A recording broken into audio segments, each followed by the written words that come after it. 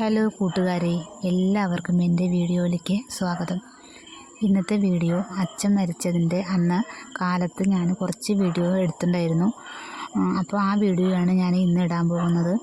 അച്ഛൻ മരിക്കുന്നൊന്നും ആർക്കും അറിയില്ലല്ലോ. അപ്പോൾ അന്ന് കാലത്ത് അച്ഛനെ ഡിസ്ചാർജ് ആക്കിയെന്ന് പറഞ്ഞിട്ട് ചേച്ചി വിളിച്ചു. അപ്പോൾ ഡിസ്ചാർജ് ആക്കി വളരെ സന്തോഷം തോന്നി. കാരണം എന്താ കുഴപ്പമൊന്നുമില്ല.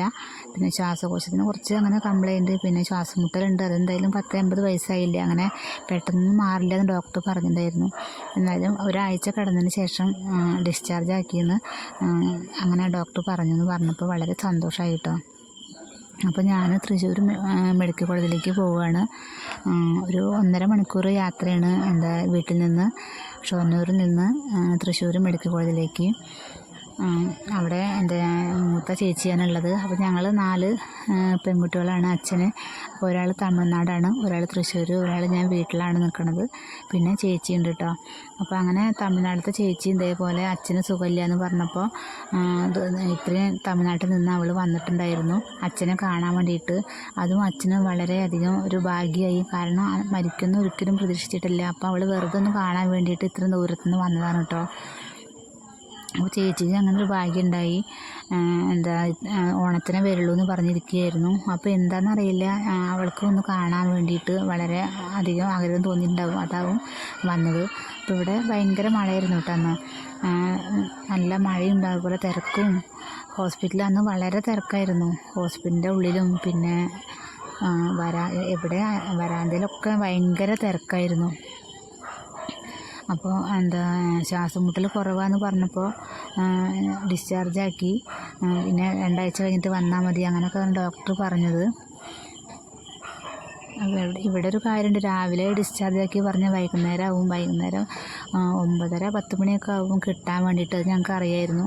അപ്പോഴേക്കും ചേച്ചി അവിടെ ഓരോ കടലാസുകൾ ശരിയാക്കാനും പിന്നെ ഇൻഷുറൻസിൻ്റെ കടലാസ് ശരിയാക്കാനും ഡിസ്ചാർജിൻ്റെയും അങ്ങനെ ഒരുപാട് കാര്യങ്ങളുണ്ട്, മരുന്ന് മേടിക്കാനും, അങ്ങനെ ഒരുപാട് തിരക്കിൽ ചേച്ചി ഇങ്ങനെ ഓടുന്നതായിരുന്നു. ഡിസ്ചാർജ് ആക്കി പറഞ്ഞിട്ട് കാര്യമൊന്നുമില്ല. അങ്ങനെ ഞാനും ഹോസ്പിറ്റലിലെത്തി. അച്ഛൻ്റെ അടുത്തേക്കാണ് ഇപ്പോൾ ഞാൻ പോകുന്നത്.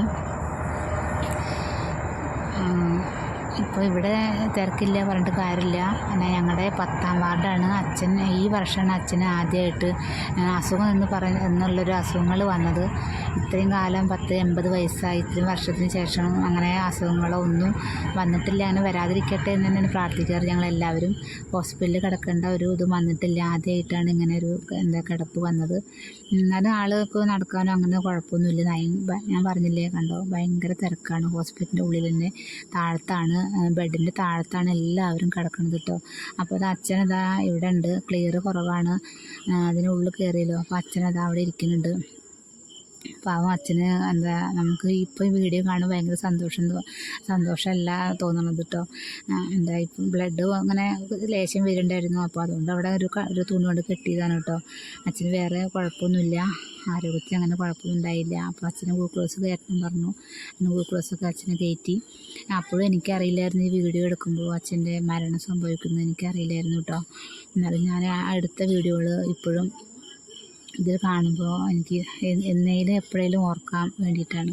അങ്ങനെ അച്ഛൻ വീട്ടിലെത്തിയിട്ടാണ്, അച്ഛൻ ഡിസ്ചാർജ് ആക്കിയിട്ട് 11:30-12 മണിക്കാണ് ഇവിടെ എത്തിയത്. 1 മണിക്കൂർ എന്താണെന്നറിയില്ല, അച്ഛൻ വീട്ടിലെത്തി റൂമിലെത്തിയിട്ടാണ് അച്ഛന് മരണം സംഭവിച്ചത്.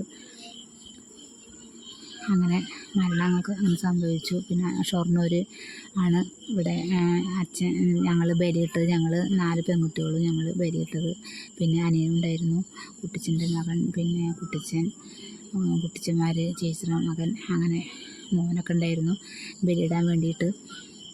ഞങ്ങളുടെ ഷൊർണൂർ ഭാരതപ്പുഴയാണ് ഇവിടെ.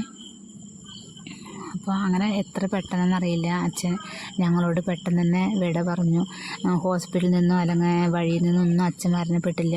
വീട്ടിൽ നിന്ന് വന്നിട്ട് 1 മണിക്കൂർ മാത്രം അച്ഛൻ്റെ റൂമിലിരുന്നു. അച്ഛന് വെയ്യാന്ന് പറഞ്ഞു. പിന്നെ കുറച്ച് നേരം കിടന്നു, പിന്നെ വെയ്യാന്ന് പറഞ്ഞു. അങ്ങനെ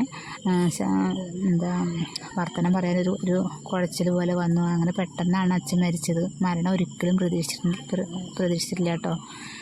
അതുകൊണ്ടാണ് ഒരു ഷോക്കായത്. കാരണം ഇത്രയും വർഷക്കാലം നമ്മുടെ ഒപ്പം നിന്നിട്ട് പെട്ടെന്ന് പോവുകയെന്ന് പറയുമ്പോൾ അത് വളരെ, എല്ലാവർക്കും അങ്ങനെയാണ് മരണം എന്ന് പറയുമ്പോൾ. അപ്പോൾ വളരെ ഒരു വേദന തന്നെയായിരുന്നു. അങ്ങനെ ഞങ്ങൾ അടിയന്തരം എല്ലാ കാര്യങ്ങളൊക്കെ കഴിഞ്ഞു. ഞങ്ങൾ അച്ഛന് ഭക്ഷണമൊക്കെ വിളമ്പി ഞങ്ങളുടെ ചടങ്ങാണ്. ഞങ്ങൾ ഹിന്ദുക്കളിൽ അങ്ങനെ ഒരു ഇങ്ങനത്തെ ചടങ്ങുകളൊക്കെ ഉണ്ട്. എല്ലാ സ്ഥലത്തും എങ്ങനെയൊന്നും അറിയില്ല. അങ്ങനെ ഭക്ഷണമൊക്കെ വിളമ്പി വെക്കുക. എന്നിട്ട് അങ്ങനെയാണ് ഞങ്ങൾ എന്നിട്ട് ഭക്ഷണം കഴിക്കുക. പിന്നെ അടിയന്തര ദിവസം പുതിയ ഡ്രസ്സ് ഇടണം. അങ്ങനെ 4 സാരി, പിന്നെ അമ്മായിക്കും അങ്ങനെ 5 സാരിയൊക്കെ എടുത്തു. അച്ഛൻ്റെ പേരും പറഞ്ഞിട്ട് ഞങ്ങൾക്ക് സാരികളൊക്കെ എടുത്തു. ഓർമ്മയ്ക്ക്, അച്ഛൻ്റെ ഓർമ്മയ്ക്ക്. അത് എന്തെങ്കിലും ഈ വീഡിയോ ഞങ്ങൾക്ക് ഓർക്കാൻ, ഞങ്ങളുടെ കാലം കഴിഞ്ഞാലോ കുറേ കാലം കഴിഞ്ഞാലോ ഓർക്കാൻ വേണ്ടിയിട്ടാണ് ഈ വീഡിയോ ഞാൻ ഇട്ടത്. ഇനി കൂട്ടുകാർ ആർക്കെങ്കിലുമൊക്കെ ഇഷ്ടമാവുമെന്ന് അറിയില്ലേ, മരിച്ചതിൻ്റെ അങ്ങനെ ഓരോ വീഡിയോ ഇടുന്നൊന്നും. ഇതാണ് ഞങ്ങളുടെ